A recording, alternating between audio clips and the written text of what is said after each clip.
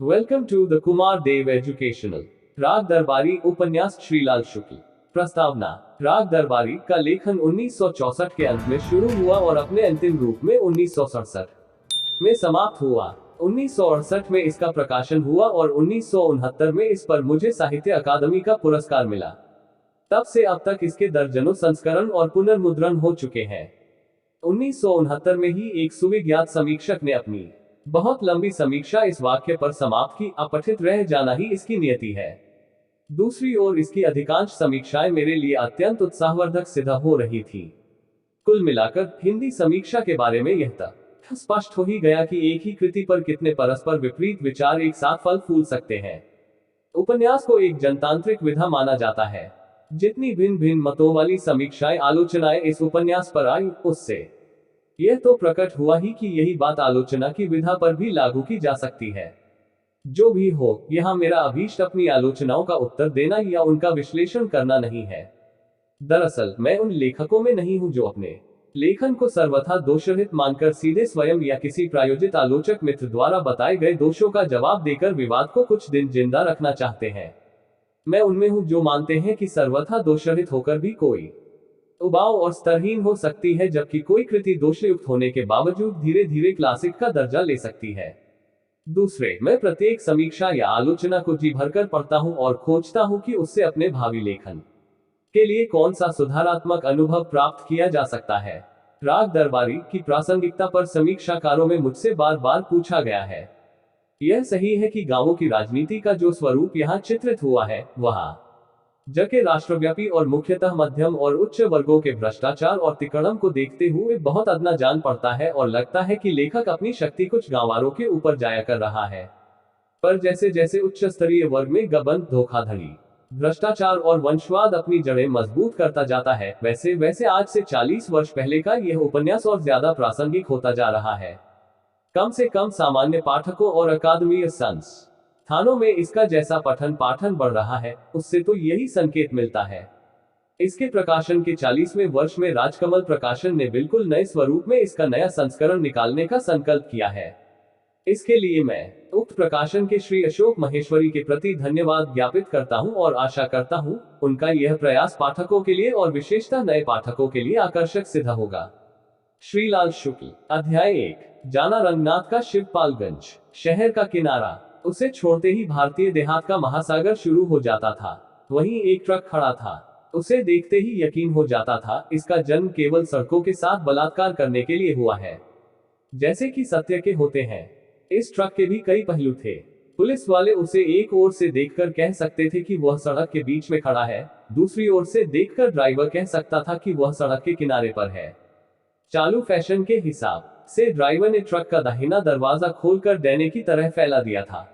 इससे ट्रक की खूबसूरती बढ़ गई थी, साथ ही यह खतरा मिट गया था कि उसके वहां होते हुए कोई दूसरी सवारी भी सड़क के ऊपर से निकल सकती है।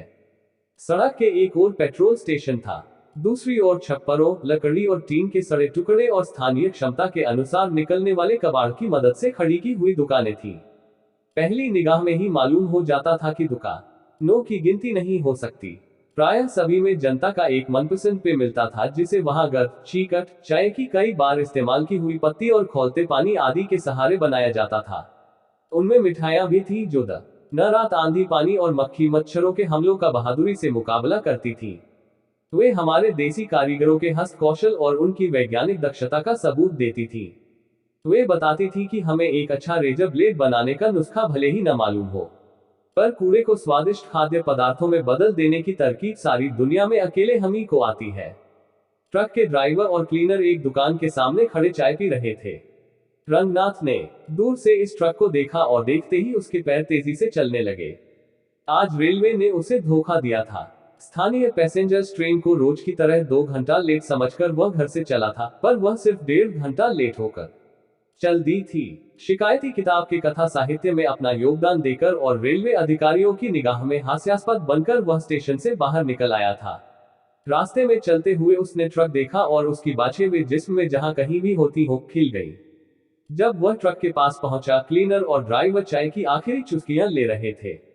इधर उधर ताकत कर अपनी खिली हुई बाछों को छिपाते हुए उसने ड्राइवर से निर्विकार ढंग से पूछा, क्यों ड्राइवर साहब, यह ट्रक क्या शिवपालगंज की ओर जाएगा? ड्राइवर के पीने को चाय थी और देखने की दुकानदारिन थी। उसने लापरवाही से जवाब दिया, जाएगा। हमें भी ले चलिएगा अपने साथ। 15वें मील पर उतर पड़ेंगे, शिवपालगंज तक जाना है। ड्राइवर ने दुकानदारिन की सारी संभावनाएं एक साथ देख डाली और अपनी निगाह रंगनाथ की ओर घुमाई। आहा, क्या हुलिया था। नवकंज लोचन कंजमुख करकंज पतकंज अरुणम, पैर खद्दर के पैजामे में, सिर खद्दर की टोपी में, बदन खद्दर के कुर्ते में, कंधे से लटकता हुआ भूदानी झोला, हाथ में चमड़े की अटैची। ड्राइवर ने उसे देखा और देखता ही रह गया। फिर कुछ सोचकर बोला, बैठ जाए श्रीमान जी, अभी चलते हैं। घर घरा कर ट्रक चला। शहर की टेढ़ी मेढ़ी लपेट से फुर्सत पाकर कुछ दूर आगे साफ और वीरान सड़क आ गई। यहाँ ड्राइवर ने पहली बार टॉप गियर का प्रयोग किया, पर वह फिसल फिसल कर न्यूट्रल में गिरने लगा। हर 100 गज के बाद गियर फिसल जाता और एक्सीलेटर दबे होने से ट्रक की घरघराहट बढ़ जाती, रफ्तार धीमी हो जाती। रंगनाथ ने कहा, ड्राइवर साहब, तुम्हारा गियर तो बिल्कुल अपने देश की हुकूमत जैसा है। ड्राइवर ने मुस्कुराकर वह प्रशंसा पत्र ग्रहण किया। रंगनाथ ने अपनी बात साफ करने की कोशिश की। कहा, उसे चाहे जितनी बार टॉप गियर में डालो, 2 गज चलते ही फिसल जाती है और लौटकर अपने खांचे में आ जाती है। ड्राइवर हंसा, बोला, ऊंची बात कह दी श्रीमान जी ने। इस बार उसने गियर को टॉप में डालकर अपनी टांग लगभग 90 अंश के कोण पर उठाए और गियर को जांघ के नीचे दबा लिया। रंगनाथ ने कहना चाहा कि हुकूमत को चलाने का भी यही नुस्खा है, पर यह सोचकर कि बात जरा और ऊंची हो जाएगी, वह चुप बैठा रहा। उधर ड्राइवर ने अपनी जांघ गियर से हटाकर यथास्थान वापस पहुंचा दी थी। गियर पर उसने एक लंबी लकड़ी लगा दी और उसका एक सिरा पर नल के नीचे ठोक दिया। ट्रक तेजी से चलता रहा। उसे देखते ही साइकिल सवार, पैदल, इक के सभी सवारियां कई फरलांग पहले ही से खौफ के मारे सड़क से उतरकर नीचे चली जाती। जिस तेजी से वे भाग रही थी, उससे लगता था कि उनकी निगाह में वह ट्रक नहीं है, वह आग की लहर है, बंगाल की खाड़ी से उठा हुआ तूफान है, जनता पर छोड़ा हुआ कोई बदकलाम अहलकार है, पिंडारियों का गिरोह है। रंगनाथ ने सोचा, उसे पहले ही ऐलान करा देना था कि अपने अपने जानवर और बच्चे घरों में बंद कर लो, शहर से अभी अभी एक ट्रक छूटा है। तब तक ड्राइवर ने पूछा, कहिए श्रीमान जी, क्या हालचाल है? बहुत दिन बाद देहात की ओर जा रहे हैं। रंगनाथ ने शिष्टाचार की इस कोशिश को मुस्कुराकर बढ़ावा दिया। ड्राइवर ने कहा, श्रीमान जी, आजकल क्या कर रहे हैं? घास खोद रहा हूँ। ड्राइवर हंसा। दुर्घटनावश एक 10 साल का नंग धड़ंग लड़का ट्रक से बिल्कुल ही बच गया।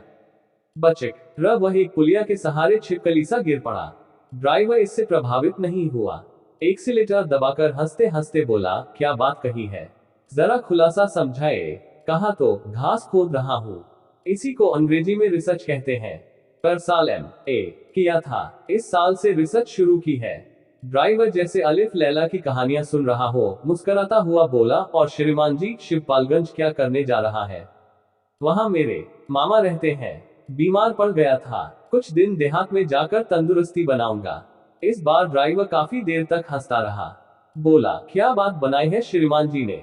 रंगनाथ ने उसकी ओर संदेह से देखते हुए पूछा, जी, इसमें बात बनाने की क्या बात? उद्धरण। वह इस मासूमियत पर लोटपोट हो गया। पहले ही की तरह हंसते हुए बोला, क्या कहने हैं? अच्छा जी, छोड़िए बात को, बताए मित्तल साहब के क्या हाल है? क्या हुआ उस हवालाती के खून वाले मामले का? रंगनाथ का खून सूख गया।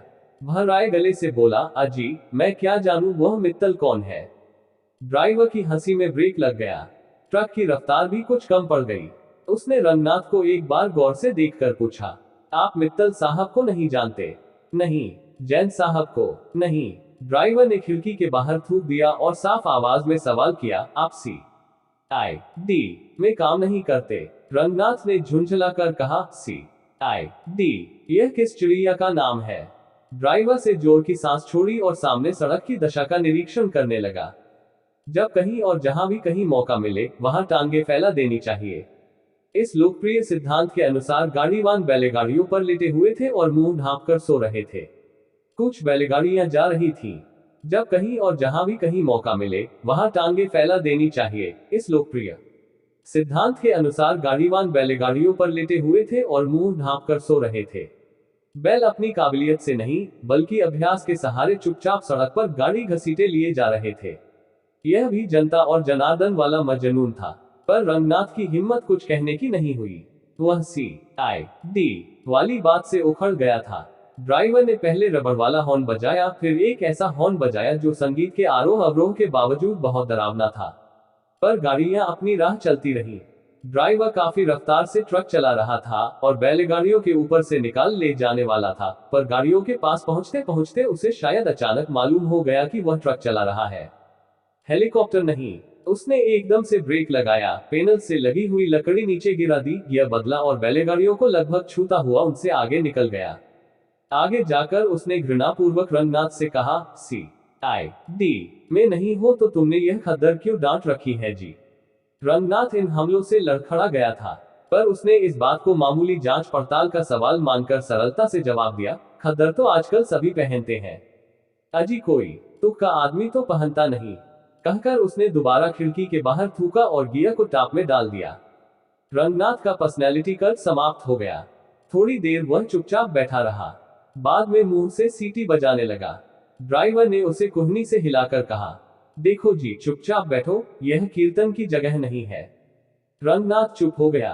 तभी ड्राइवर ने झुंझलाकर कहा, यह गियर बार बार फिसलकर न्यूट्रल ही में घुसता है, देख क्या रहे हो, जरा पकड़े रहो जी। थोड़ी देर में उसने दोबारा झुंझलाकर कहा, ऐसे नहीं इस तरह दबाकर ठीक से पकड़े रहो। ट्रक के पीछे काफी देर से हॉर्न बजता आ रहा था। रंगनाथ उसे सुनता रहा था और ड्राइवर उसे अनसुना करता रहा था। कुछ देर बाद पीछे से क्लीनर ने लटक कर ड्राइवर की कनपटी के पास खिड़की पर खटखट करना शुरू कर दिया। ट्रक वालों की भाषा में इस कार्रवाई का निश्चित ही कोई खौफनाक मतलब होगा, क्योंकि उसी वक्त ड्राइवर ने रफ्तार कम कर दी और ट्रक को सड़क की बाईं पटरी पर कर लिया। हॉर्न की आवाज एक ऐसे स्टेशन वैगन से आ रही थी जो आजकल विदेशों के आशीर्वाद से सैकड़ों की संख्या में यहाँ देश की प्रगति के लिए इस्तेमाल होते हैं और हर सड़क पर हर वक्त देखे जा सकते हैं। स्टेशन वैगन दाएं से निकलकर आगे धीमा पड़ गया और उससे बाहर निकले हुए एक खाकी हाथ ने ट्रक को रुकने का इशारा दिया। दोनों गाड़ियां रुक गईं। स्टेशन वैगन से एक अफसरनुमा चपरासी और एक चपरासी नुमा अफसर उतरे। स्टेशन वैगन से एक अफसरनुमा चपरासी और एक चपरासी नुमा अफसर उतरे। खाकी कपड़े पहने हुए दो सिपाही भी उतरे। उनके उतरते ही पिंडार यो जैसी लूट खसोट शुरू हो गई। किसी ने ड्राइवर का ड्राइविंग लाइसेंस छीना, किसी ने रजिस्ट्रेशन कार्ड, कोई बैकव्यू मिरर खटखटाने लगा, कोई ट्रक का हॉर्न बजाने लगा, कोई ब्रेक देखने लगा। उन्होंने फुटबोर्ड हिलाकर देखा, बत्तियां जलाई, पीछे बजने वाली घंटी टुनटुनाई। उन्होंने जो कुछ भी देखा वह खराब निकला। जिस चीज को भी छुआ उसी में गड़बड़ी आ गई। इस तरह उन चार आदमियों ने 4 मिनट में लगभग 40 दोष निकाले और फिर एक पेड़ के नीचे खड़े होकर इस प्रश्न पर बहस करनी शुरू कर दी कि दुश्मन के साथ कैसा सलूक किया जाए। उन्होंने जो कुछ भी देखा वह खराब निकला। जिस चीज को भी छुआ उसी में गड़बड़ी आ गई। इस तरह उन चार आदमियों ने 4 मिनट में लगभग 40 दोष निकाले और फिर एक पेड़ के नीचे खड़े होकर इस प्रश्न पर बहस करनी शुरू कर दी कि दुश्मन के साथ कैसा सलूक किया जाए। रंगनाथ की समझ में कुल यही आया कि दुनिया में कर्मवाद के सिद्धांत, पोएटिक जस्टिस आदि की कहानियां सच्ची हैं। ट्रक की चेकिंग हो रही है और ड्राइवर से भगवान उसके अपमान का बदला ले रहा है। वह अपनी जगह बैठा रहा, पर इसी बीच ड्राइवर ने मौका निकालकर कहा, श्रीमान जी जरा नीचे उतर आए, वहां गियर पकड़कर बैठने की अब क्या जरूरत है। रंगनाथ एक दूसरे पेड़ के नीचे जाकर खड़ा हो गया। उधर ड्राइवर और चेकिंग जत्थे में ट्रक के एक एक पुर्जे को लेकर बहस चल रही थी। देखते देखते बहस पुर्जों से फिसलकर देश की सामान्य दशा और आर्थिक दुरावस्था पर आ गई और थोड़ी ही देर में उपस्थित लोगों की छोटी छोटी उपसमितियां बन गईं। वे अलग अलग पेड़ों के नीचे एक एक विषय पर विशेषज्ञ का हैसियत से विचार करने लगी। काफी बहस हो जाने के बाद एक पेड़ के नीचे खुला अधिवेशन जैसा होने लगा और कुछ देर में जान पड़ा गोष्ठी खत्म होने वाली है। आखिर में रंगनाथ को अफसर की मिमियाती हुई आवाज सुनाई पड़ी, क्यों मियां अशफाक, क्या राय है, माफ किया जाए। चपरासी ने कहा, और कर ही क्या सकते हैं हुजूर, कहां तक चालान कीजिएगा, एक आध गड़बड़ी हो तो चालान भी करे। एक सिपाही ने कहा, चार्जशीट भरते भरते सुबह हो जाएगी। इधर उधर की बातों के बाद अफसर ने कहा, अच्छा जाओ जी बटा सिंह, तुम्हें माफ किया। ड्राइवर ने खुशामद के साथ कहा, ऐसा काम श्रीमान जी ही कर सकते हैं। अफसर काफी देर से दूसरे पर के नीचे खड़े हुए रंगनाथ की ओर देख रहा था। सिगरेट सुलगाता हुआ वह उसकी ओर आया। पास आकर पूछा, आप भी इसी ट्रक पर जा रहे हैं? जी हाँ। आपसे इसने कुछ किराया तो नहीं लिया है?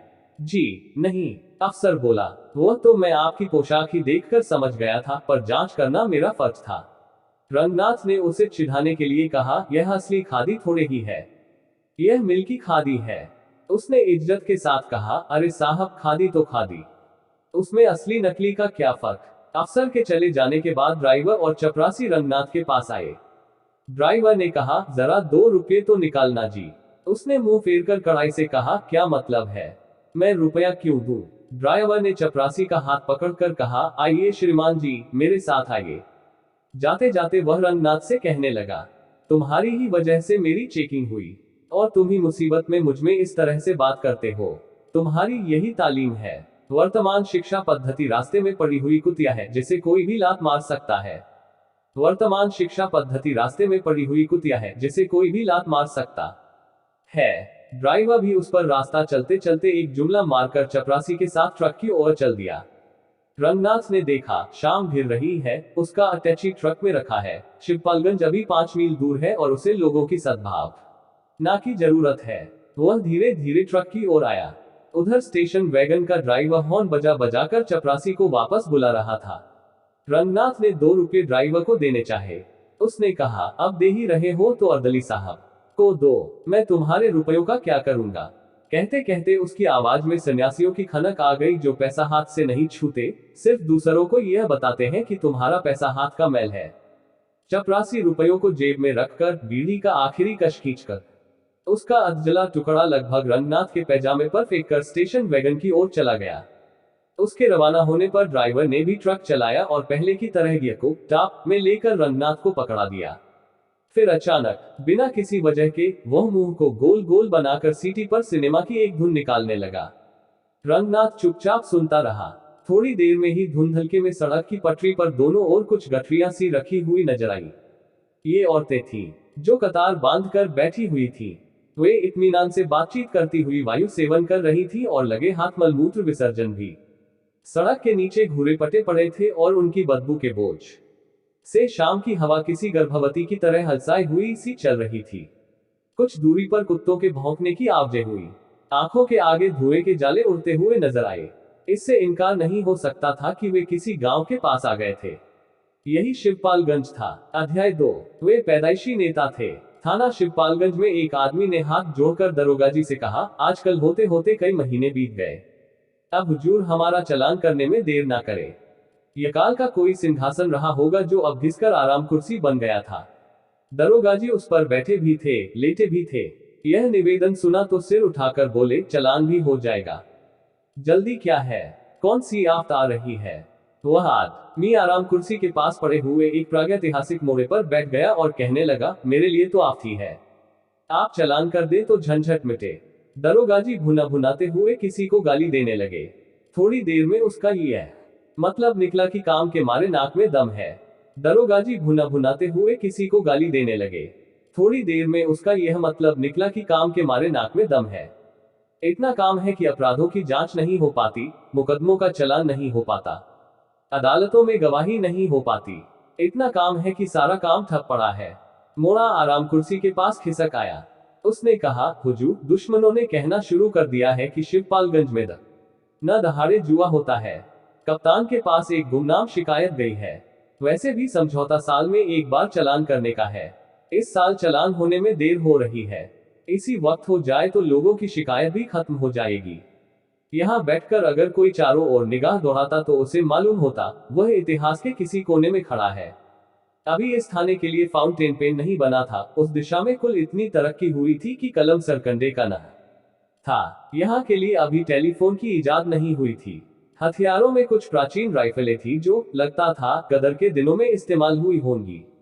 वैसे सिपाहियों के साधारण प्रयोग के लिए बांस की लाठी थी। जी सके बारे में एक कवि ने बताया है कि वह नदी नाले पार करने में और झपटकर कुत्ते को मारने में उपयोगी साबित होती है। यहाँ के लिए अभी जीप का अस्तित्व नहीं था। उसका काम करने के लिए 2-3 चौकीदारों के प्यार का छांव में पलने वाली घोड़ा नाम की एक सवारी थी, जो शेरशाह के जमाने में भी हुआ करती थी। थाने के अंदर आते ही आदमी को लगता था कि उसे किसी ने उठाकर कई 100 साल पहले फेंक दिया है। थाने के अंदर आते ही आदमी का लगता था कि उसे किसी ने उठाकर कई 100 साल पहले फेंक दिया है।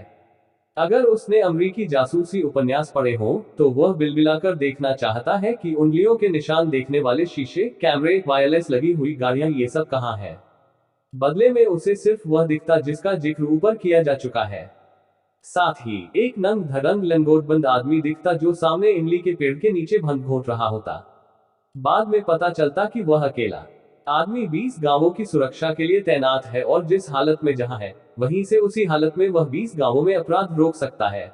अपराध हो गया हो तो उसका पता लगा सकता है और अपराध न हुआ हो तो उसे करा सकता है। कैमरा, शीशा, कुत्ते, वायरलेस उसके लिए वर्जित है। इस तरह थाने का वातावरण बड़ा ही रमणीक और बीते दिनों के गौरव के अनुकूल था। जिन रोमांटिक कवियों को बीते दिनों की याद सताती है उन्हें कुछ दिन रोके रखने के लिए ये आदर्श स्थान था। जनता को दरोगाजी और थाने के सिपाहियों से बड़ी बड़ी आशाएं थी। 250-300 गांवों के उस थाने में अगर 8 मील दूर किसी गांव में नकब लगे तो विश्वास किया जाता था कि इनमें से कोई न कोई उसे जरूर देख लेगा। 12 मील की दूरी पर अगर रात के वक्त डाका पड़े तो इनसे उम्मीद थी कि ये वहां डाकुओं से पहले ही पहुंच जाएंगे। इसी विश्वास पर किसी भी गांव में इक्का दुक्का बंदूकों को छोड़कर हथियार नहीं दिए गए थे। हथियार देने से डर था कि गांव में रहने वाले असभ्य और बर्बर आदमी बंदूकों का इस्तेमाल करना सीख जाएंगे, जिससे वे एक दूसरे की हत्या करने लगेंगे, खून की नदियां बहने लगेंगी। जहां तक डाकुओं से उनकी सुरक्षा का सवाल था वह दरोगाजी और उनके 10-12 आदमियों की जादूगरी पर छोड़ दिया गया था।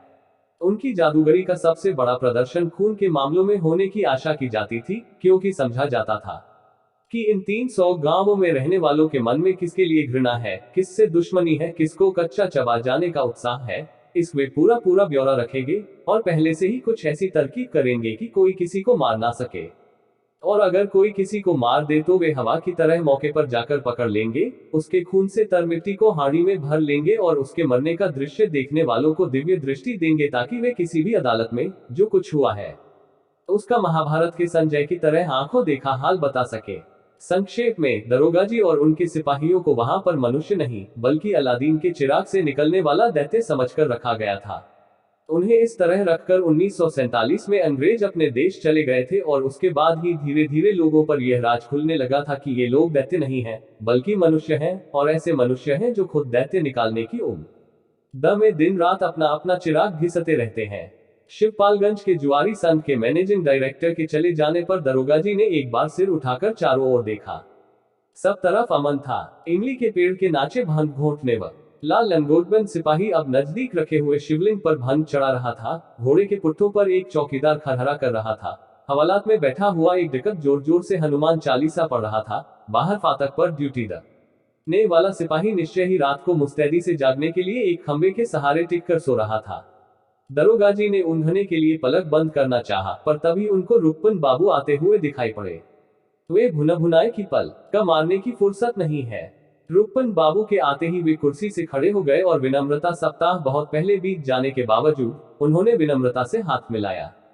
दरोगाजी ने ऊँघने के लिए पलक बंद करना चाहा, पर तभी उनको रुक्मन बाबू आते हुए दिखाई पड़े। वे भुना-भुनाए की पलक मारने की फुर्सत नहीं है। रुक्मन बाबू के आते ही वे कुर्सी से खड़े हो गए और विनम्रता सप्ताह बहुत पहले बीत जाने के बावजूद उन्होंने विनम्रता से हाथ मिलाया। रुक्मन बाबू ने बैठते ही कहा, रामाधीन के यहाँ लाल स्याही से लिखी हुई चिट्ठी आई है। डाकुओं ने 5000 रुपया मांगा है। लिखा है अमावस की रात को दक्षिण वाले टीले पर। दरोगाजी मुस्कुराकर बोले, यह तो साहब बड़ी जाती है। कहा तो पहले डाकू नदी पहाड़ लांघ कर घर पर रुपया लेने आते थे, अब वे चाहते हैं कोई उन्हीं के घर जाकर रुपया दे आवे। रुक्मन बाबू ने कहा, जी हाँ वह तो देख रहा हूँ। डकैती न हुई, रिश्वत हो गई। दरोगाजी ने भी उसी लहजे में कहा, रिश्वत, चोरी, डकैती अब तो सब एक हो गया है।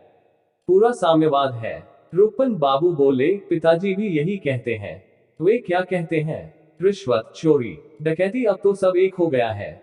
पूरा साम्यवाद है। उद्धरण चिन्ह ... यही की पूरा साम्यवाद है। दोनों हंसे। रुक्मन बाबू ने कहा, नहीं, मैं मजाक नहीं करता। रामाधीन के यहाँ सचमुच ही ऐसी चिट्ठी आई है। पिताजी ने मुझे इसीलिए भेजा है। वे कहते हैं कि रामाधीन हमारा विरोधी हुआ तो क्या हुआ, उसे इस तरह न सताया जाए। बहुत अच्छी बात कहते हैं। जिससे बताइए उससे कह दूं। रुक्मन बाबू ने अपनी गले में धंसी हुई आंखों को सिकोड़कर दरोगाजी की ओर देखा। दरोगा जी ने भी उन्हें घूर कर देखा और मुस्कुरा दिए। बोले, घबराए नहीं, मेरे यहाँ होते हुए डाका नहीं पड़ेगा। रुपन बाबू धीरे से बोले, सो तो मैं जानता हूँ, यह चिट्ठी जाली है। जरा अपने सिपाहियों से भी पूछवा लीजिए, शायद उन्हीं में से किसी ने लिख मारी हो। ऐसा नहीं हो सकता, मेरे सिपाही लिखना नहीं जानते, एक आध हैं जो दस्तखत भर करते हैं। रुपन बाबू कुछ और कहना चाहते थे, तब तक दरोगा जी ने कहा, जल्दी क्या है, अभी रामाधीन को रिपोर्ट लिखाने दीजिए। चिट्ठी तो सामने आए। थोड़ी देर दोनों चुप रहे। दरोगा जी ने फिर कुछ सोचकर कहा, सच पूछिए तो बताऊं। मुझ तो इसका संबंध शिक्षा विभाग से जान पड़ता है। कैसे? और शिक्षा विभाग से भी क्या आपके कॉलेज से जान पड़ता है? रुपन बाबू बुरा मान गए, आप तो मेरे कॉलेज के पीछे पड़े हैं। मुझे लगता है कि रामा अधीन के घर यह चिट्ठी आपके कॉलेज के किसी लड़के ने भेजी है। आपका क्या ख्याल है? आप लोगों की निगाह में सारे जुर्म स्कूली लड़के ही करते हैं। रुपन बाबू ने फटकारते हुए कहा, अगर आपके सामने कोई आदमी जहर खाकर मर जाए तो आप लोग उसे भी आत्महत्या न मानेंगे, यही कहेंगे कि इसे किसी विद्यार्थी ने जहर दिया है। आप ठीक कहते हैं रुपन बाबू, जरूरत पड़ेगी तो मैं ऐसा ही कहूंगा। मैं बख्तावर सिंह का चेला हूँ, शायद आप यह नहीं जानते। इसके बाद सरकारी नौकरों की बातचीत का वही अकेला मजमून खुल गया कि पहले के सरकारी नौकर कैसे होते थे और आज के कैसे हैं। बख्तावर सिंह की बात छिड़ गई। दरोगा बख्तावर सिंह एक दिन शाम के वक्त अकेले लौट रहे थे। उन्हें झगरू और मंगरू नाम के दो बदमाशों ने बाग में घेर कर पीट दिया। बात फैल गई, इसलिए उन्होंने थाने पर अपने पीटे जाने की रिपोर्ट दर्ज करा दी। दूसरे दिन दोनों बदमाशों ने जाकर उनके पैर पकड़ लिए। कहा, हुजूर माए बाप हैं, गुस्से में औलाद माँ बाप से नालायकी कर बैठे तो माफ किया जाता है।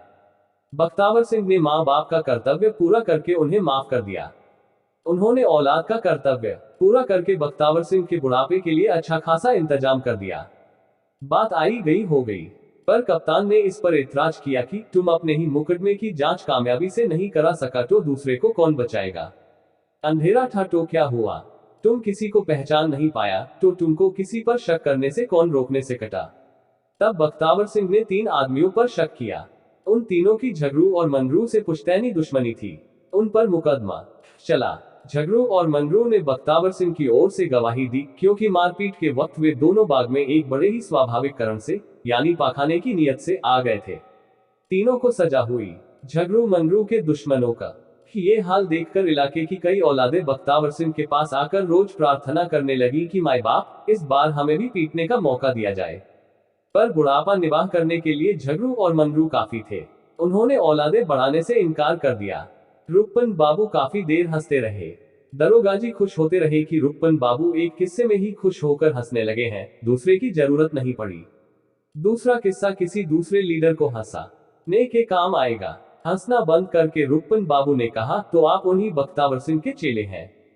था, आजादी मिलने के पहले था, पर अब तो हमें जनता की सेवा करनी है, गरीबों का दुख दर्द बटाना है, नागरिकों के लिए। रुपन बाबू उनकी बांह छूकर बोले, छोड़िए, यहाँ मुझे और आपको छोड़कर तीसरा कोई भी सुनने वाला नहीं है। पर वे ठंडे नहीं पड़े, कहने लगे, मैं तो यही कहने जा रहा था कि मैं आजादी मिलने से पहले बख्तावर सिंह का चेला था, अब इस जमाने में आपके पिताजी का चेला हूँ। रुपन बाबू विनम्रता से बोले, यह तो आपकी कृपा है, वरना मेरे पिताजी किस लायक है। वे उठ खड़े हुए। सड़क की ओर देखते हुए उन्होंने कहा, लगता है रामाधीन आ रहा है, मैं जाता हूँ। इस डकैती वाली चिट्ठी को जरा ठीक से देख लीजिएगा। रुपन बाबू 18 साल के थे। वे स्थानीय कॉलेज की 10वीं कक्षा में पढ़ते थे। पढ़ने से और खासतौर से 10वीं कक्षा में पढ़ने से उन्हें बहुत प्रेम था, इसलिए वे उसमें पिछले 3 साल से पढ़ रहे थे। रुपन बाबू 18 साल के थे। वे स्थानीय कॉलेज की 10वीं कक्षा में पढ़ते थे। पढ़ने से और खासतौर से 10वीं कक्षा में पढ़ने से उन्हें बहुत प्रेम था, इसलिए वे उसमें पिछले 3 साल से पढ़ रहे थे। रुपन बाबू स्थानीय नेता थे। उनका व्यक्तित्व इस आरोप को काट देता था कि इंडिया में नेता होने के लिए पहले धूप में बाल सफेद करने पड़ते हैं। उनके नेता होने का सबसे बड़ा आधार यह था कि वे सबको एक ही निगाह से देखते थे। थाने में दरोगा और हवालात में बैठा हुआ चोर दोनों उनकी निगाह में एक थे।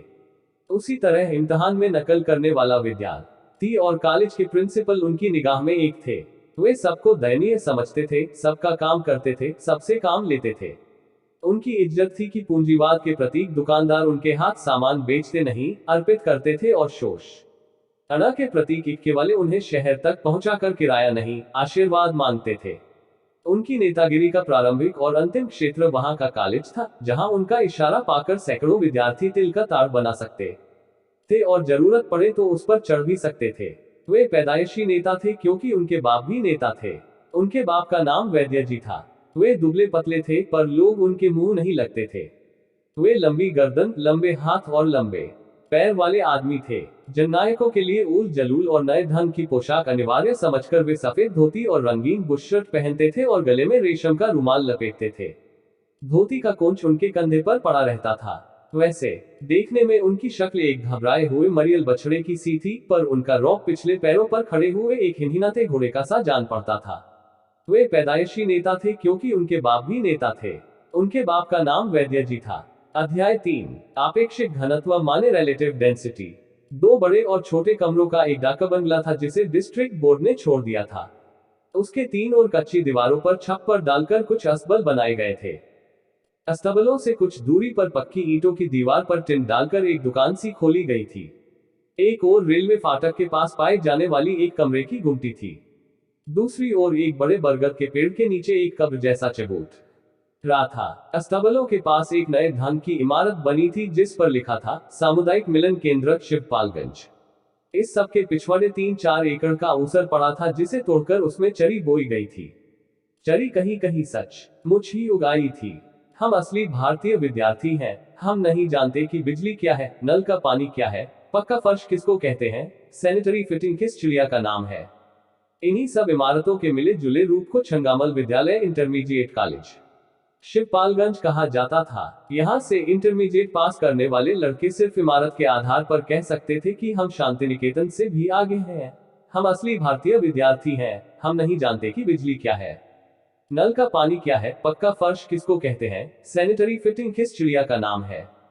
हमने विलायती तालीम तक देशी परंपरा में पाए हैं और इसीलिए हमें देखो, हम आज भी उतने ही प्राकृत हैं।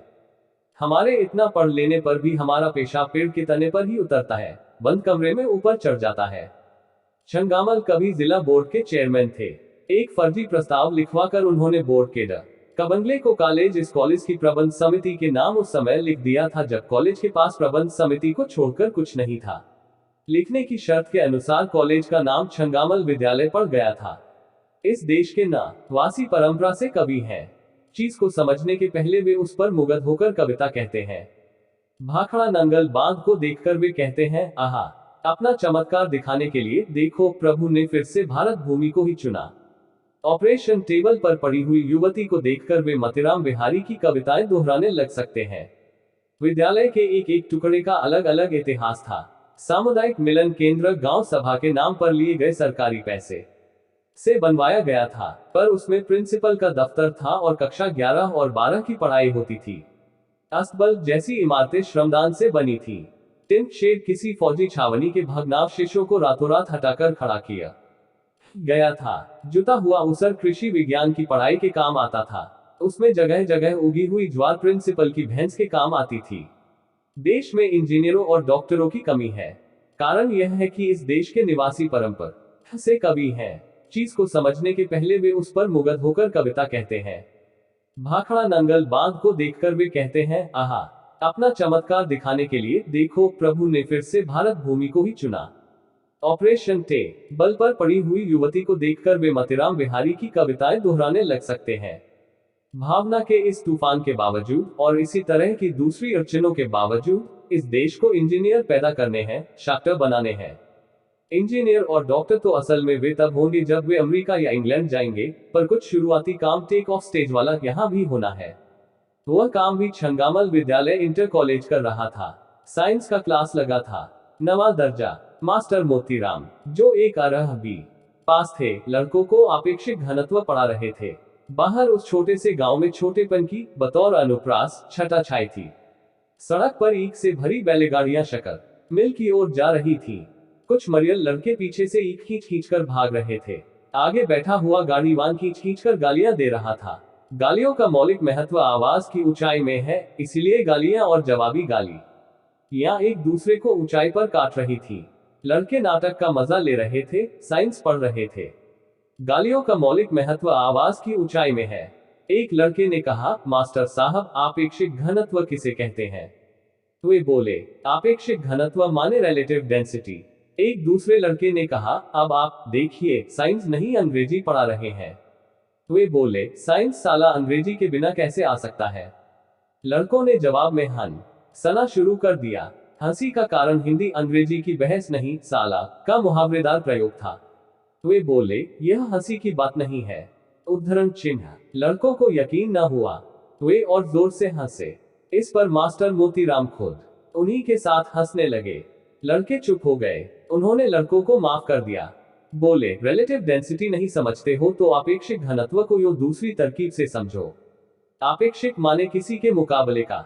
मान लो तुमने एक आटा चक्की खोल रखी है और तुम्हारे पड़ोस में तुम्हारे पड़ोसी ने दूसरी आटा चक्की खोल रखी है। तुम महीने में उससे 500 रुपया पैदा करते हो और तुम्हारा पड़ोसी 400। तो तुम्हें उसके मुकाबले ज्यादा फायदा हुआ। इसे साइंस की भाषा में कह सकते हैं कि तुम्हारा आपेक्षिक लाभ ज्यादा है। समझ गए? एक लड़का बोला, समझ तो गया मास्टर साहब, पर पूरी बात शुरू से ही गलत है। आटा चक्की से इस गांव में कोई 500 रुपया महीना नहीं पैदा कर सकता। मास्टर मोतीराम ने मेज पर हाथ पटक कर कहा, क्यों नहीं कर सकता? करने वाला क्या नहीं कर सकता? लड़का इस बात से और बात करने की कला से प्रभावित नहीं हुआ। बोला, कुछ नहीं कर सकता। हमारे चाचा की चक्की धकापेल चलती है, पर मुश्किल से 200 रुपया महीना पैदा होता है। कौन है तुम्हारा चाचा? मास्टर मोतीराम की आवाज जैसे पसीने से तर हो गई। उन्होंने उस लड़के को ध्यान से देखते हुए पूछा, तुम उस बेईमान मुन्नू के भतीजे तो नहीं हो? लड़के ने अपने अभिमान को छिपाने की कोशिश नहीं की। लापरवाही से बोला, और नहीं तो क्या, पूरा गांव अब उन्हें बेईमान मुन्नू कहता था। वे इस नाम को उसी सरलता से स्वीकार कर चुके थे जैसे हमने जे बी कृपलानी के लिए आचार्य जी, जे एल नेहरू के लिए पंडित जी, यान के गांधी के लिए महात्मा जी बतौर नाम स्वीकार कर लिया है। बेईमान मुन्नू बड़े ही बाइज्जत आदमी थे। अंग्रेजों में जिनके गुलाबों में शायद ही कोई खुशबू हो, एक कहावत है, गुलाब को किसी भी नाम से पुकारो, वह वैसा ही खुशबूदार बना रहेगा। वैसे ही उन्हें भी किसी भी नाम से क्यों न पुकारा जाए। बेईमान मुन्नू उसी तरह इत्मीनान से आटा चक्की चलाते थे, पैसा कमाते थे, बाइज्जत आदमी थे। वैसे बेईमान मुन्नू ने यह नाम खुद नहीं कमाया था, यह उन्हें विरासत में मिला था। बचपन से उनके बापू उन्हें प्यार के मारे बेईमान कहते थे, माँ उन्हें प्यार के मारे मुन्नू कहती थी।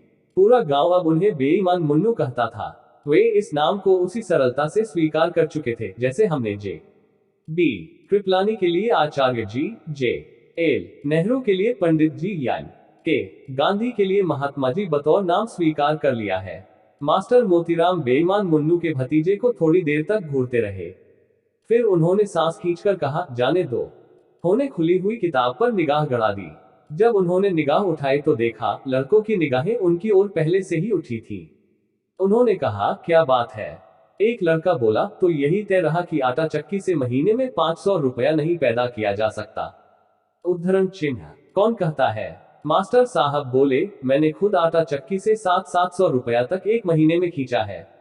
पर बेईमान मुन्नू की वजह से सब चौपट होता जा रहा है। बेईमान मुन्नू के भतीजे ने शालीनता से कहा, इसका अफसोस ही क्या मास्टर साहब, यह तो व्यापार है, कभी चित कभी पट। कंपटीशन में ऐसा ही होता है। जिसे देखो मुआयना करने को चला आ रहा है, पढ़ाने वाला अकेला, मुआयना करने वाले 10-10। ईमानदार और बेईमान का क्या कंपटीशन? क्या बकते हो? मास्टर मोतीराम ने डपट कर कहा। तब तक कॉलेज का चपरासी उनके सामने एक नोटिस लेकर खड़ा हो गया। नोटिस पढ़ते पढ़ते उन्होंने कहा, जिसे देखो मुआयना करने को चला आ रहा है, पढ़ाने वाला अकेला, मुआयना करने वाले 10-10। एक लड़के ने कहा, बड़ी खराब बात है। वे चौंककर क्लास की ओर देखने लगे। बोले, यह कौन बोला? एक लड़का अपनी जगह से हाथ उठाकर बोला, मैं मास्टर साहब। मैं पूछ रहा था कि आपेक्षिक घनत्व निकालने का क्या तरीका है। मास्टर मोतीराम ने कहा, आपेक्षिक घनत्व निकालने के लिए उस चीज का वजन और आयतन यानी वॉल्यूम जानना चाहिए। उसके बाद आपेक्षिक घनत्व निकालने का तरीका जानना चाहिए।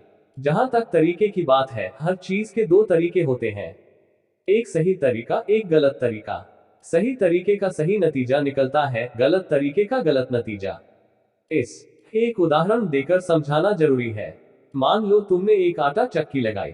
आटा चक्की की बढ़िया नई मशीन है, खूब चमाचम रखी है, जमकर ग्रीस लगाई गई है, इंजन नया है, पट्टा नया है, सब कुछ है, पर बिजली नहीं है, तो क्या नतीजा निकलेगा? पहले बोलने वाले लड़के ने कहा, तो डीजल इंजन का इस्तेमाल करना पड़ेगा। मुन्नू चाचा ने किया था। मास्टर मोतीराम बोले, यहाँ अकेले मुन्नू चाचा ही के पास अक्ल नहीं है।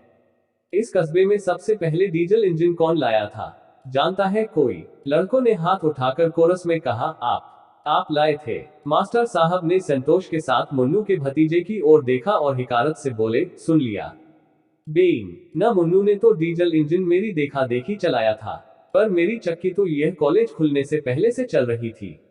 मेरी ही चक्की पर कॉलेज की इमारत के लिए हर आटा पिसवाने वाले से सेर भर आटे का दान लिया गया। माँ री ही चक्की में पिसकर वह आटा शहर में बिकने के लिए गया। मेरी ही चक्की पर कॉलेज की इमारत का नक्शा बना और मैनेजर काका ने कहा कि मोती, कॉलेज में तुम रहोगे तो मास्टर ही, पर असली प्रिंसिपली तुम ही करोगे। सब कुछ तो मेरी चक्की पर हुआ और अब गांव में चक्की है तो बेईमान मुन्नू की। मेरी चक्की कोई चीज ही न हुई। लड़के इत्मीनान से सुनते रहे। यह बात वे पहले भी सुन चुके थे और किसी भी समय सुनने के लिए तैयार रहते थे। उन पर कोई खास असर नहीं पड़ा। पर मुन्नू के भतीजे ने कहा, चीज तो मास्टर साहब आपकी भी बढ़िया है और मुन्नू चाचा की भी, पर आपकी चक्की पर धान कूटने वाली मशीन ओबहाली मांगती है, धान उसमें ज्यादा टूटता है। मास्टर मोतीराम ने आपसी तरीके से कहा, ऐसी बात नहीं है, मेरे जैसी धान की मशीन तो पूरे इलाके में नहीं है, पर बेईमान मुन्नू कुटाई पिसाई का रेट गिराता जा रहा है, इसीलिए लोग उधर ही मुंह मारता है। यह तो सभी जगह होता है। लड़के ने तर्क किया, सभी जगह नहीं, हिंदुस्तान ही में ऐसा होता है। हाँ, उन्होंने कुछ सोचकर कहा, तो रेट गिराकर अपना घाटा दूसरे लोग तो दूसरी तरह से ग्राहकों का आटा चुराकर पूरा कर लेते हैं। अब मास्टर मोतीराम जिस शख्स का नाम है वह सब कुछ कर सकता है, यही नहीं कर सकता। एक लड़के ने कहा, आपेक्षिक घनत्व निकालने का तरीका क्या निकला? वे जल्दी से बोले, वही तो बता रहा था। उनकी निगाह खिड़की के पास सड़क पर ईंट की गाड़ियों से 3 फीट ऊपर जाकर उससे भी आगे क्षितिज पर अटक गई। कुछ साल पहले के चिरंतन भावाविष्ट खोज वाले कवियों की तरह वे कहते रहे, मशीन तो पूरे इलाके में वही एक थी, लोहे की थी, पर शीशे जैसी झलक दिखाती थी। अचानक उन्होंने दरजे की ओर सीधे देखकर कहा, तुमने क्या पूछा था? लड़के ने अपना सवाल दोहराया, पर उसके पहले ही उनका ध्यान सरी ओर चला गया था। लड़कों ने भी कान उठाकर सुना। बाहर ईंट चुराने वालों और ईंट बचाने वालों की गालियों के ऊपर, चपरासी के ऊपर पड़ने वाली प्रिंसिपल की फटकार के ऊपर, म्यूजिक क्लास से उठने वाली हारमोनियम की मियाँ वह मियाँ के ऊपर अचानक भग भग भग की आवाज होने लगी थी। मास्टर मोतीराम की चक्की चल रही थी। यह उसी की आवाज थी, यही असली आवाज थी। अन्न वस्त्र की कमी की चीख पुकार, दंगे फसाद के चीत्कार, इन सब के तर्क के ऊपर सच्चा नेता जैसे सिर्फ आत्मा की आवाज सुनता है और कुछ नहीं सुन पाता, वही मास्टर मोतीराम के साथ हुआ। उन्होंने और कुछ नहीं सुना, सिर्फ भग भग भग सुना। वे दरजे से भागे। लड़कों ने कहा, क्या हुआ मास्टर साहब? अभी घंटा नहीं बजा है। वे बोले, लगता है मशीन ठीक हो गई, देखें कैसी चलती है। उद्धरण चिन्ह। वे दरवाजे तक गए, फिर अचानक वहीं से घूम पड़े। चेहरे पर दर्द जैसा फैल गया था, जैसे किसी ने जोर से चुटकी काटी हो। वे बोले, किताब में पढ़ लेना, आपेक्षिक घनत्व का अध्याय जरूरी है। उन्होंने लार घूंटी, रुक कर कहा, इम्पोर्टेंट है। कहते ही उनका चेहरा फिर खिल गया। भक भक भक कर्तव्य बाहर के जटिल कर्म क्षेत्र में उनका आह्वान कर रहा था। लड़कों और किताबों का मोह उन्हें रोक न सका। वे चले गए। दिन के 4 बजे प्रिंसिपल साहब अपने कमरे से बाहर निकले। दुबला पतला जिस्म, उसके कुछ अंश खाकी हाफ पैंट और कमीज से ढके थे। पुलिस सार्जेंटों वाला बेत बगल में दबा था, पैर में सैंडल। कुल मिलाकर काफी चुस्त और चालाक दिखते हुए, और जितने थे उससे ज्यादा अपने को चुस्त और चालाक समझते हुए। उनके पीछे पीछे हमेशा की तरह कॉलेज का क्लर्क चल रहा था। प्रिंसिपल साहब की उससे गहरी दोस्ती थी। वे दोनों मास्टर मोतीराम के दर्जे के पास से निकले। दर्जा अस्तबलनुमा इमारत में लगा था। दूर ही से दिख गया कि उसमें कोई मास्टर न ही है। एक लड़का नीचे से जांघ तक फटा हुआ पायजामा पहने मास्टर की मेज पर बैठा रो रहा था। प्रिंसिपल को पास से गुजरता देख और जोर से रोने लगा। उन्होंने पूछा, क्या बात है? मास्टर साहब कहाँ गए हैं? वह लड़का अब खड़ा होकर रोने लगा। एक दूसरे लड़के ने कहा, यह मास्टर मोतीराम का क्लास है। फिर प्रिंसिपल को बताने की जरूरत नहीं पड़ी कि मास्टर साहब कहाँ गए। क्लर्क ने कहा, सेकेंड हैंड मशीन 24 घंटे निगरानी मांगती है। कितनी बार मास्टर मोतीराम से कहा कि बेच दो इस आटा चक्की को, पर कुछ समझते ही नहीं है। मैं खुद एक बार 1500 रुपया देने को तैयार था। प्रिंसिपल साहब ने क्लर्क से कहा, छोड़ो इस बात को, उधर के दर्जे से मालवीय को बुला लाओ। क्लर्क ने एक लड़के से कहा, जाओ उधर के दर्जे से मालवीय को बुला लाओ। उद्धरण चिन्ह। थोड़ी देर में एक भला सा दिखने वाला नौजवान आता हुआ नजर आया। प्रिंसिपल साहब ने उसे दूर से देखते ही चिल्लाकर कहा, भाई मालवीय, यह क्लास भी देख लेना। मालवीय नजदीक आकर छप्पर का एक बांस पकड़कर खड़ा हो गया और बोला, एक ही पीरियड में 2 क्लास कैसे ले सकूंगा। रोने वाला लड़का रो रहा था। क्लास के पीछे कुछ लड़के जोर जोर से हंस रहे थे। बाकी इन लोगों के पास कुछ इस तरह भीड़ की शक्ल में खड़े हो गए थे जैसे चौराहे पर एक्सीडेंट हो गया हो। प्रिंसिपल साहब ने आवाज तेज करके कहा, ज्यादा कानून न छांटो। जब से तुम खन्ना के साथ उठने बैठने लगे हो, तुम्हें हर काम में दिक्कत मालूम होती है। मालवीय प्रिंसिपल साहब का मुंह देखता रह गया। क्लर्क ने कहा, सरकारी बस वाला हिसाब लगाओ मालवीय। एक बस बिगड़ जाती है तो सब सवारियां पीछे आने वाली दूसरी बस में बैठा दी जाती है। इन लड़कों को भी वैसे ही अपने दर्जे में ले जाकर बैठा लो। उद्धरण चिन्ह। उसने बहुत मीठी आवाज में कहा, पर यह तो नवा दर्जा है, मैं वहां 7वें को पढ़ा रहा हूँ। उद्धरण चिन्ह। हमका अब प्रिंसिपली करे न सिखाओ भैया, जोनु हुकुम है तोनु चुप्पे कैरी आउट करो, समझियो कि नहीं। प्रिंसिपल साहब की गर्दन मुड़ गई। समझने वाले समझ गए कि अब उनके हाथ हाफ पैंट की जेबों में ले जाएंगे और वे चीखेंगे। वही हुआ। वे बोले, मैं सब समझता हूँ, तुम भी खन्ना की तरह बहस करने लगे हो। मैं 7वें और 9वें का फर्क समझता हूँ। हमका अब प्रिंसिपली करे न सिखाओ भैया, जोनु हुकुम है तोनु चुप्पे कैरी आउट करो, समझियो कि नहीं। प्रिंसिपल साहब पास के ही गांव के रहने वाले थे। दूर दूर के इलाकों में वे अपने 2 गुणों के लिए विख्यात थे। एक तो खर्च का फर्जी नक्शा बनाकर कॉलेज के लिए ज्यादा से ज्यादा सरकारी पैसा खींचने के लिए, दूसरे गुस्से की चरम दशा में स्थानीय अवधि बोली का इस्तेमाल करने के लिए। जब वे फर्जी नक्शा बनाते थे तो बड़ा से बड़ा ऑडिटर भी उसमें कलम न लगा सकता था। जब वे अवधि बोलने लगते थे तो बड़ा से बड़ा तर्कशास्त्री भी उनकी बात का जवाब न दे सकता था। जब वे फर्जी नक्शा बनाते थे तो बड़ा से बड़ा ऑडिटर भी उसमें कलम न लगा सकता था। जब वे अवधि बोलने लगते थे तो बड़ा से बड़ा तर्कशास्त्री भी उनकी बात का जवाब न दे सकता था। मालवीय सिर झुकाकर वापस चला गया। प्रिंसिपल साहब ने फटे पायजामे वाले लड़के की पीठ पर एक बेत झाड़कर कहा, जाओ उसी दर्जे में जाकर सब लोग चुपचाप बैठो, जरा भी सांस ली तो खाल खींच लूंगा। लड़कों के चले जाने पर क्लर्क ने मुस्कुराकर कहा, चलिए अब खन्ना मास्टर का भी नजारा देख ले। खन्ना मास्टर का असली नाम खन्ना था, वैसे ही जैसे तिलक, पटेल, गांधी, नेहरू आदि हमारे यहाँ जाति के नहीं बल्कि व्यक्ति के नाम है। इस देश में जाति प्रथा को खत्म करने की यही एक सीधी सी तरकीब है। जाति से उसका नाम छीनकर उसे किसी आदमी का नाम बना देने से जाति के पास और कुछ नहीं रह जाता, वह अपने आप खत्म हो जाती है। इस देश में जाति प्रथा को खत्म करने की यही एक सीधी सी तरकीब है। जाति से उसका नाम छीनकर उसे किसी आदमी का नाम बना देने से जाति के पास और कुछ नहीं रह जाता, वह अपने आप खत्म हो जाती है। खन्ना मास्टर इतिहास के लेक्चरर थे, पर इस वक्त इंटरमीडिएट के दर्जे में अंग्रेजी पढ़ा रहे थे। वे दांत पीसकर कह रहे थे, हिंदी में तो बड़ी बड़ी प्रेम कहानियां लिखा करते हो, पर अंग्रेजी में कोई जवाब देते हुए मुंह घोड़े जैसा लटक जाता है। एक लड़का दर्जे में सिर लटकाए खड़ा था। वैसे तो भी दूध की कमी और खेल कूद की तंगी से हर औसत विद्यार्थी मरियल घोड़े जैसा दिखता है, पर इस लड़के के मुंह की बनावट कुछ ऐसी थी कि बात इसी पर चिपक कर रह गई थी। दर्जे के लड़के जोर से हंसे। खन्ना मास्टर ने अंग्रेजी में पूछा, बोलो मेटाफर का क्या अर्थ है। लड़का वैसे ही खड़ा रहा। कुछ दिन पहले इस देश में शोर मचा था कि अपड़ आदमी बिना सींग पूंछ का जानवर होता है। उस हल्ले में अपड़ आदमियों के बहुत से लड़कों ने देहात में हल और कुदाले छोड़ दी और स्कूलों पर हमला बोल दिया। हजारों की तादाद में आए हुए ये लड़के स्कूलों, कॉलेजों, यूनिवर्सिटियों को बुरी तरह से घेरे हुए थे। शिक्षा के मैदान में भगदड़ मचा हुआ था। अब कोई यह प्रचार करता हुआ नहीं दिख पड़ता था कि अपड़ आदमी जानवर की तरह है, बल्कि दबी जबान में यह कहा जाने लगा था कि ऊंची तालीम उन्हीं को लेना चाहिए जो उसके लायक हो, इसके लिए स्क्रीनिंग होना चाहिए। इस तरह घुमा फिराकर इन देहाती लड़कों को फिर से हल्की मूठ पकड़ाकर खेत में छोड़ देने की राय दी जा रही थी। पर हर साल फेल होकर, दर्जे में सब तरह की डांट फटकार झेलकर और खेती की महिमा पर नेताओं के निर्झरपंथी व्याख्यान सुनकर भी वे लड़के हल और कुदाल की दुनिया में वापस जाने को तैयार न थे। वे कनखजूरे की तरह सा स्कूल से चिपके हुए थे और किसी भी कीमत पर उससे चिपके रहना चाहते थे। घोड़े के मुंह वाला यह लड़का भी इसी भीड़ का एक अंग था। दर्जे में उसे घुमा फिराकर रोज रोज बताया जाता कि जाओ बेटा, जाकर अपनी भैंस दुहो और बैलों की पूंछ उमेटो। शेली और कीट्स तुम्हारे लिए नहीं है। पर बेटा अपने बाप से कई शताब्दी आगे निकल चुका था और इन इशारों को समझने के लिए तैयार नहीं था।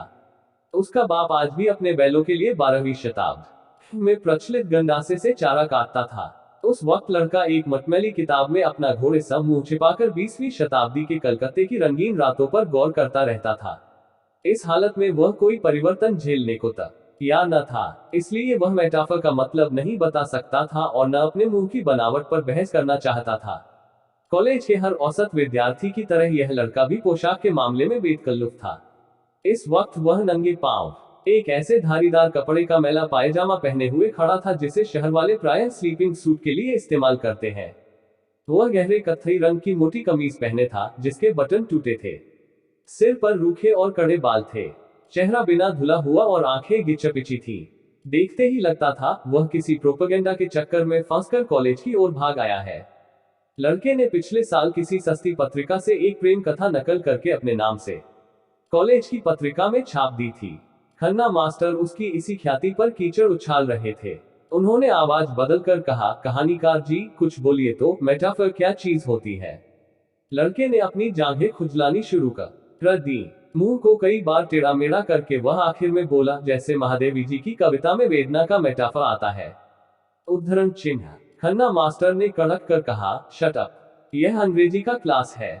लड़के ने जांघें खुजलनी बंद कर दी। वे खाकी पतलून और नीले रंग की बुशर्ट पहने थे और आंखों पर सिर्फ चुस्त दिखने के लिए काला चश्मा लगाए थे।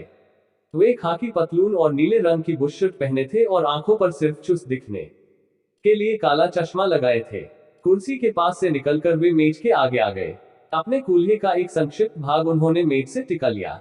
लड़के को वे कुछ और कहने जा रहे थे, तभी उन्होंने क्लास के पिछले दरवाजे पर प्रिंसिपल साहब को घूरते पाया।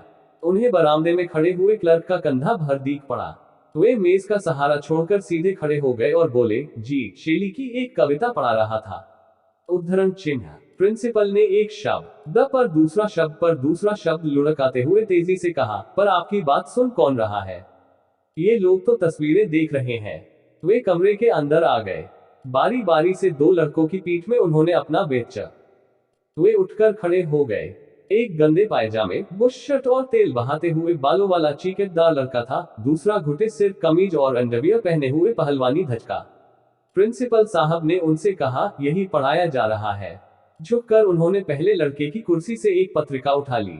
यह सिनेमा का साहित्य था। एक पन्ना खोलकर उन्होंने हवा में घुमाया।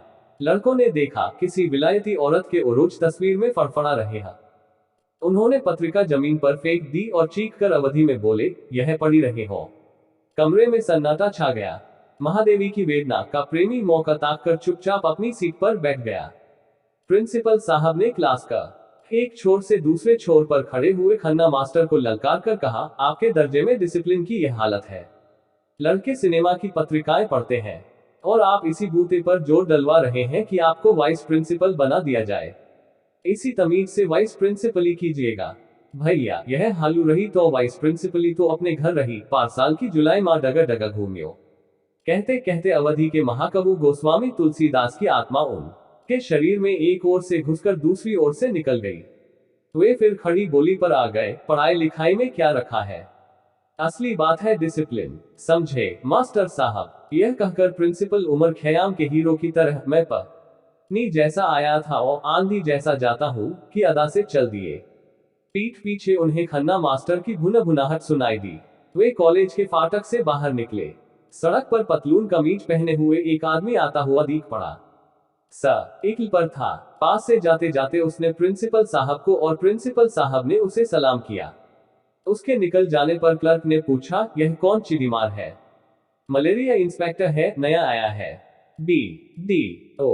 का भांजा गता है। बड़ा फितरती है। मैं कुछ बोलता नहीं, सोचता हूँ कभी काम आएगा, कभी काम आएगा। आजकल ऐसे ही चिड़ीमारों से काम बनता है, कोई शरीफ आदमी तो कुछ करके देता ही नहीं। क्लर्क ने कहा, आजकल ऐसे ही चिड़ी मारों से काम बनता है, कोई शरीफ आदमी तो कुछ करके देता ही नहीं। उद्धरण चिन्ह। थोड़ी देर तक दोनों चुपचाप सड़क पर चलते रहे। प्रिंसिपल ने अपनी बात फिर से शुरू की, हर आदमी से मेल जोल रखना जरूरी है। इस कॉलेज के पीछे गधे तक को बाप कहना पड़ता है। क्लर्क ने कहा, सो तो देख रहा हूँ, दिन भर आपको यही करते बीतता है। वे बोले, बताए, मुझसे पहले भी यहाँ 5 प्रिंसिपल रह चुके हैं, कौनो बनवाया पावा इतनी बड़ी पक्की इमारत। वे प्रकृतिस्थ हुए, यहाँ सामुदायिक केंद्र बनवाना मेरा ही बूता था, है कि नहीं? क्लर्क ने सर हिलाकर हाँ कहा।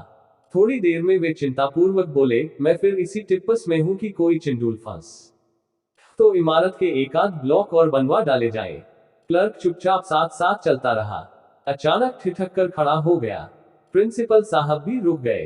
क्लर्क बोला, 2 इमारतें बनने वाली हैं।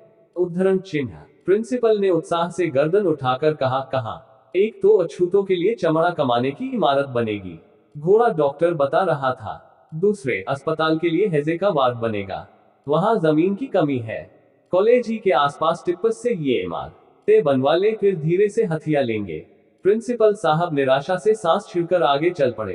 कहने लगे, मुझे पहले ही मालूम था, इनमें टिप्पस नहीं बैठेगा। कुछ देर दोनों चुपचाप चलते रहे। सड़क के किनारे एक आदमी 2-4 मजदूरों को इकट्ठा करके उन पर बिगड़ रहा था। प्रिंसिपल साहब उनके पास खड़े हो गए। 2-4 मिनट उन्होंने समझने की कोशिश की कि वह आदमी क्यों बिगड़ रहा है। मजदूर गिड़गिड़ा रहे थे। प्रिंसिपल ने समझ लिया कि कोई खास बात नहीं है। मजदूर और ठेकेदार सिर्फ अपने रोज रोज के तरीकों का प्रदर्शन कर रहे हैं और बातचीत में जिच पैदा हो गई है। उन्होंने आगे बढ़कर मजदूरों से कहा, जाओ रे, अपना अपना काम करो, ठेकेदार साहब से धोखाधड़ी की तो जूता पड़ेगा। मजदूरों ने प्रिंसिपल साहब की ओर कृतज्ञता से देखा। फुर्सत पाकर वे अपने अपने काम में लग गए। ठेकेदार ने प्रिंसिपल से आत्मीयता के साथ कहा, सब बेईमान है, जरा सी आंख लग जाए तो कान का मैल तक निकाल ले जाए। ड्योढ़ी मजदूरी मांगते हैं और काम का नाम सुनकर कांपने लगते हैं। उद्धरण चिन्ह। प्रिंसिपल साहब ने कहा, सब तरफ यही हाल है, हमारे यहाँ ही लीजिए, कोई मास्टर पढ़ाना थोड़े ही चाहता है, पीछे पड़ा रहता हूँ तब कहीं। वह आदमी ठठाकर हंसा, बोला, मुझे क्या बताते हैं, यही करता रहता हूँ, सब जानता हूँ। रुककर उसने पूछा, इधर कहाँ जा रहे थे? इसका जवाब क्लर्क ने दिया, वैद्य जी के यहाँ चेकों पर दस्तखत करना है, करा लाए। उसने प्रिंसिपल को खिसकने का इशारा दिया। जब वे चल दिए तो उसने पूछा, और क्या हाल चाल है? प्रिंसिपल रुक गए, बोले, ठीक ही है, वही खन्ना वन्ना लिबिर सिबिर कर रहे हैं, आप लोगों के और मेरे खिलाफ प्रोपेगेंडा करते घूम रहे हैं। उसने जोर से कहा, आप फिक्र न कीजिए, ठाठ से प्रिंसिपली किए जाए, उनको बता दीजिए कि प्रोपेगेंडा का जवाब है डंडा, कह दीजिए कि यह शिवपालगंज है, ऊंचा नीचा देखकर चले। प्रिंसिपल साहब अब आगे बढ़ गए तो क्लर्क बोला, ठेकेदार साहब को भी कॉलेज कमेटी का मेंबर बनवा लीजिए, काम आएंगे। प्रिंसिपल साहब सोचते रहे। क्लर्क ने कहा, 4 साल पहले की तारीख में संरक्षक वाली रसीद काट देंगे, प्रबंधक कमेटी में भी इनका होना जरूरी है, तब ठीक रहेगा। प्रिंसिपल साहब ने तत्काल कोई जवाब नहीं दिया। कुछ रुककर बोले, वैद्य यजी से बात की जाएगी, ये ऊंची पॉलिटिक्स की बातें हैं, हमारे तुम्हारे कहने से क्या होगा। एक दूसरा आदमी साइकिल पर जाता हुआ दिखा। उसे उतरने का इशारा करके प्रिंसिपल साहब ने कहा, नंदापुर में चेचक फैल रही है और आप यहाँ झोला दबाए हुए शायरी कर रहे हैं। उसने हाथ जोड़कर पूछा, कब से? मुझे तो कोई इत्तिला नहीं है। जिसकी दुम में अफसर जुड़ गया, समझ लो अपने को अफलातून समझने लगा। प्रिंसिपल साहब ने भौहें टेढ़ी करके कहा, तुम्हें शहर से फुर्सत मिले तब तो इत्तिला हो, चुपचाप वहां जाकर टीके लगा आओ, नहीं तो शिकायत हो जाएगी, कान पकड़कर निकाल दिए जाओगे, यह टेरिलीन की बुशर्ट रखी रह जाएगी। वह आदम भिगियाता हुआ आगे बढ़ गया। प्रिंसिपल साहब क्लर्क से बोले, ये यहाँ पब्लिक हेल्थ के DO है, जिसकी दुम में अफसर जुड़ गया, समझ लो अपने को अफलातून समझने लगा।